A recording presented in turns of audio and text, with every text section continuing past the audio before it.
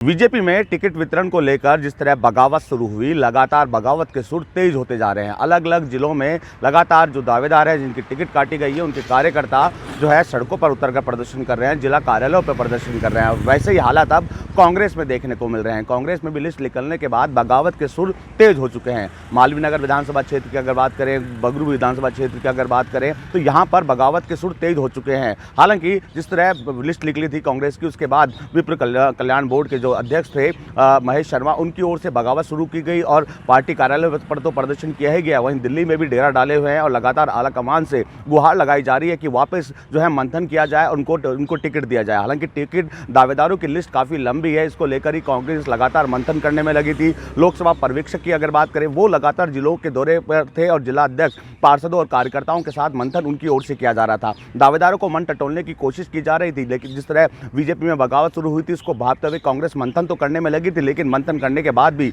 यूं कहें कि अब बगावत के सुर तेज हो चुके हैं। लगातार जो है अपनी ही पार्टी के खिलाफ मोर्चा खोलने के लिए जो दावेदार हैं, जिनके टिकट कटे हैं, वो पूरी तरह से तैयार हो गए हैं। सड़कों पर उतरकर पार्टी कार्यालयों पर जो है प्रदर्शन किया जा रहा है। पहले बगावत के सुर बीजेपी में शुरू हुए थे। बीजेपी की पहली लिस्ट निकली थी 41 दावेदारों की, उसके बाद बगावत के सुर तेज हो गए थे। चित्तौड़गढ़ की अगर बात करें, चंद्रभान आक्या की ओर से निर्दलीय ताल ठोक दी गई है। इसके साथ साथ ही झोटवाड़ा विधानसभा क्षेत्र की अगर बात करें, यहाँ से राजपाल सिंह, जो कि वसुंधरा राजे गुट के नेता माने जाते हैं, उन्होंने ताल ठोक दी है। आशु सिंह सूरपुरा की ओर से ताल ठोक दी गई है। निर्दलीय मैदान में उतरने के लिए तैयार हो चुके हैं। हालांकि अब कांग्रेस की अगर बात करें, कांग्रेस मंथन करने के बाद एक के बाद एक टिकट जो है की लिस्ट निकालने में लगी है। कांग्रेस की ओर से 3 लिस्ट निकाल दी गई है, लेकिन बगावत के सुर थमने का नाम नहीं ले रहे हैं। हालांकि एक एक विधानसभा क्षेत्र की अगर बात करें, जिस तरह कांग्रेस की ओर से फॉर्म भरवाए गए थे 12 से 15 और कई विधानसभा क्षेत्रों में तो 18 दावेदार मैदान में उतर गए थे। टोंक विधानसभा क्षेत्र की अगर बात करें, यहाँ से सचिन पायलट की ओर से दावेदारी ठोकी जा रही है, लेकिन 18 दावेदारों ने फॉर्म भरा। उसके बाद बगावत के सुर तेज हो गए। जिला अध्यक्ष की ओर से कहा गया कि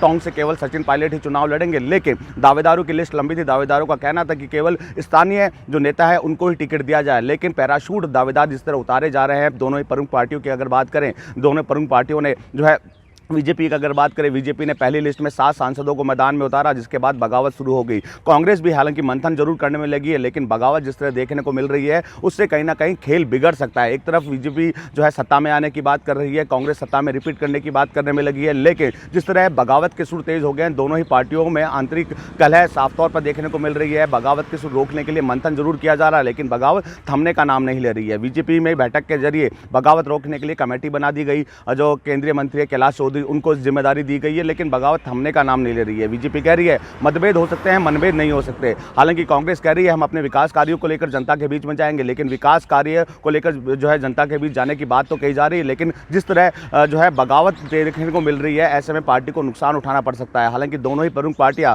जो बगावत पर उतरे, उनको मनाने की कोशिश में लगी हुई है, लेकिन अगर नहीं मानते हैं तो दोनों ही पार्टियों को विधानसभा चुनाव में नुकसान उठाना पड़ सकता है। वसंत पांडे, TV9, जयपुर।